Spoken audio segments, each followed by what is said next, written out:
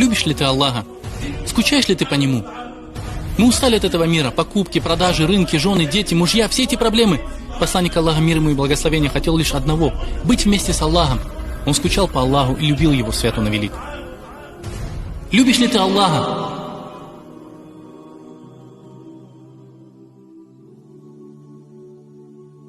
Еще одно чувство, которое должно проходить через наше сердце, братья и сестры, это любовь к Аллаху. Мы не должны поклоняться Аллаху, свят Он и велик, только из-за страха к Нему, из-за Его могущества и славы. Нет. Но также из-за того, что мы любим Его. А любите ли вы Аллаха?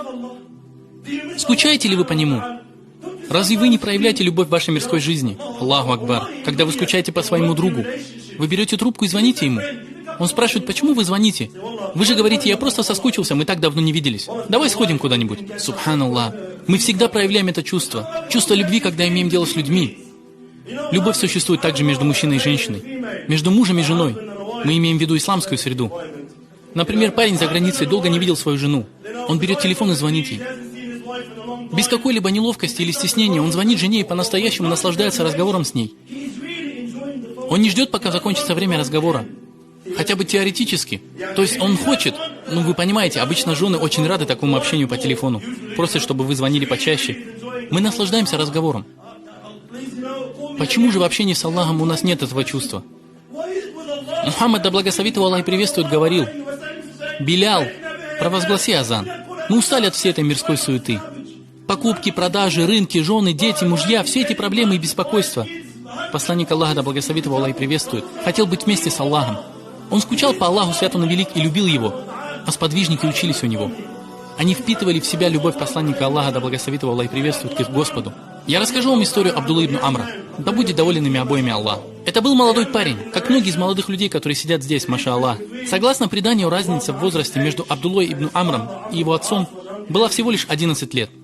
Я знаю, это звучит странно, но в то время это было нормой. Его отцу, Амру бин Алясу, было всего 11 лет, когда родился Абдулла ибн Амр. И так между ними и отцом была разница всего в 11 лет. И можно догадаться, что они были очень близки друг к другу. Абдулла ибн Амр, да будет доволен им Аллах, рос абидом. Постоянно поклонялся Аллаху. В самом строгом смысле этого слова. Каждый день он держал пост и выстаивал ночные молитвы.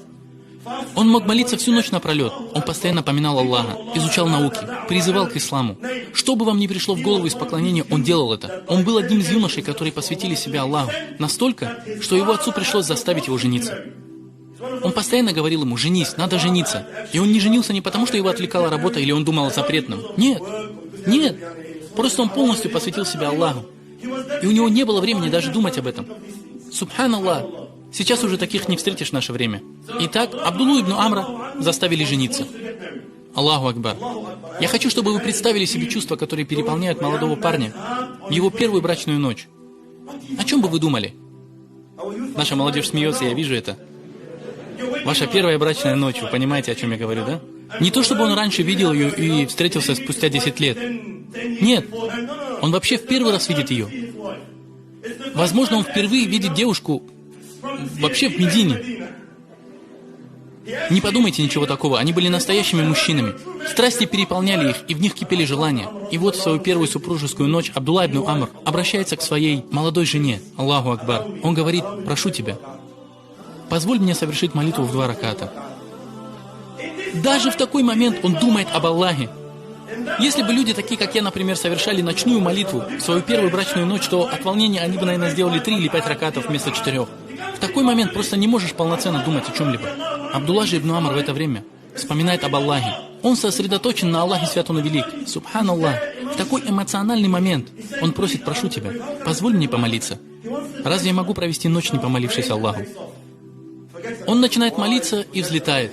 Он забывает про свою невесту, которая нарядилась для него. Он все молится и молится, пока не прозвучал азан на утреннюю молитву. Он забыл свою жену в первую брачную ночь, а потом наступает фаджр. И вот наступило время фаджра, а ведь он не собирается пропускать свой пост из-за своей женитьбы. Ни за что. Он говорит жене: «Извини, отложим до завтра, иншаллах». На следующий день происходит то же самое. «Позволь мне помолиться 2 раката». И он снова забывает. На 3-й день опять то же самое. 3 дня прошло с момента женитьбы. Жена здесь, он там, ничего не происходит. Субханаллах, его отец Амру бин Аляс приходит к нему, желая увидеть свою невестку. Спрашивает у нее: ну как мой сын Абдулла?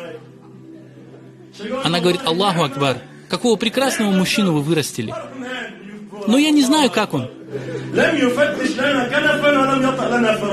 Вы лучше знаете своего сына, а я до сих пор жду его в постели. Амру бин Аляс хватает своего сына за воротник одежды и ведет к посланнику Аллаха, да благословит его Аллах и приветствует. Приходит и говорит: о посланник Аллаха, поговори с ним, я уже не знаю, что с ним делать.